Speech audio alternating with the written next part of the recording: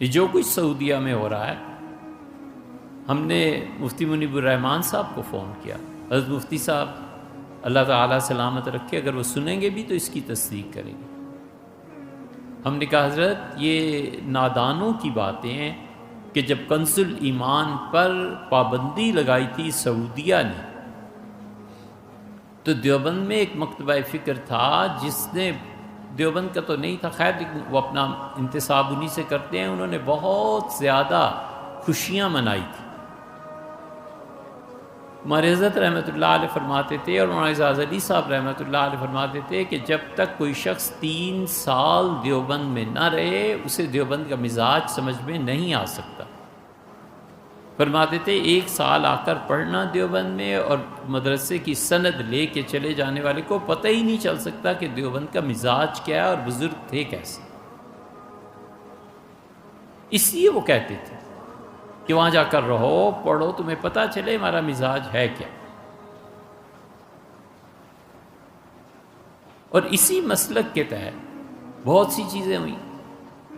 بہت جذباتی لوگ بھی تھے. ایک حضرت شیخ مولانا زکریا صاحب رحمۃ اللہ علیہ کے خلیفہ تھے، وہ برملا کہتے تھے کہ آؤ میرے ساتھ مناظرہ کر لو.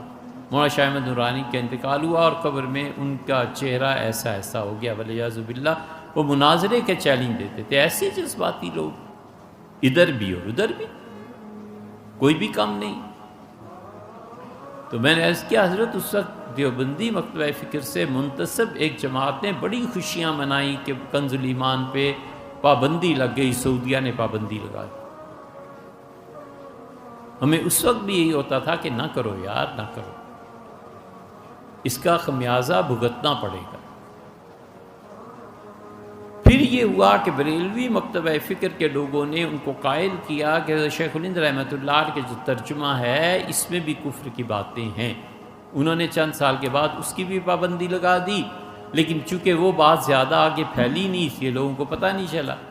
اہل حدیث حضرات بھی اس میں شریک تھے اور انہوں نے سعودی حکومت کو کہا کہ تو سب شرک کی باتیں ہیں، حضرت شیخ الہند رحمۃ اللہ علیہ پہ بھی پابندی لگنی چاہیے. حضرت مفتی صاحب بہت تحمل سے سنتے. میں نے کہا حضرت اب اس موقع پہ جب تبلیغی جماعت پہ پابندی لگی ہے، بریلوی حضرات میں سے جو خوش ہو رہے ہیں اور بہت اچھل اچھل کے باتیں کر رہے ہیں، ان سب چیزوں سے بالا تر ہو کے ہمیں سوچنا چاہیے. اور میری چونکہ کوئی حیثیت نہیں ہے کہ ایک بات آپ کی خدمت میں پیش کرنا، ان کا کہو. میں نے کہا حضرت بریلوی، دیوبندی، اہل حدیث جن کی دنیا میں سنی جاتی ہے، جن کے پاس پبلک ہے، یہ سارے لوگ مل کے ایک وفد کی صورت میں سعودی بادشاہ سے جا کے ملیں اور اس سے مل کے یہ بات کریں کہ ایسے کام نہ آپ کریں. وگرنہ حضرت ہمارے اس اختلافات سے ملحد بے دین لوگ فائدہ اٹھائیں گے اور حج عمرہ سعودیہ میں برباد ہو جائے. یہ خوشیاں منانے کی بات نہیں ہے. تبلیغ پہ پابندی لگا کے کیا نفع ہو گیا، اور کنز الایمان پہ پابندی لگا کے تم نے کون سے تیر مار دیے. ہمارا اس وقت مقابلہ لادین قوتوں سے ہے جو ملحد ہیں، وہ ہیں. پاکستان میں سب سے زیادہ اس وقت الحاد کی شرح ہے، والعیاذ باللہ والعیاذ باللہ. لوگ کھلے عام، کھلے بندوں خدا پر اعتراض کرتے ہیں، حضور اقدس صلی اللہ علیہ وسلم کی سیرت طیبہ پر اعتراض کرتے ہیں. یہ ہم سے پوچھیں نا، کسی وکیل سے جا کر پوچھیں، جو پبلک پلیس پہ بیٹھے ہیں ان لوگوں سے پوچھیں. ہے تو ایسے ہی محاورہ. لیکن اردو میں کہتے ہیں نا کہ حرام اور دائی سے پیٹ چھپانا، بالکل ایسی صورتحال ہے. یونیورسٹیز کی لڑکیاں ہم سے پوچھتی ہیں کہ نکاح کی ضرورت کیا ہے آخر. ٹھیک ہے اسلام اچھا ہے، لیکن نکاح کی قید کیوں ہے؟ اس حد تک معاشرہ پہنچا ہو. اس سے بھی بدتر ہے. یا وکلاء سے جا کے پوچھیں، علماء سے جا کے پوچھیں، ڈاکٹر سے پوچھیں کیا کیا کیسز ان کے یہاں آتے ہیں. اس لیے کہ وہ ساری پبلک پلیسز ہیں نا. یہ الحاد اور کفر ہمارے دور کا مسئلہ ہے.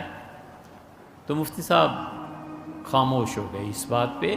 اس لیے جو آپ نے لکھا ہے میرے بھائی بالکل ایسے ہی ہونا چاہیے. ہمیں ان اختلافات کو کم سے کم کرنا چاہیے، اور جو حقیقی صورتحال ہے بس وہیں تک.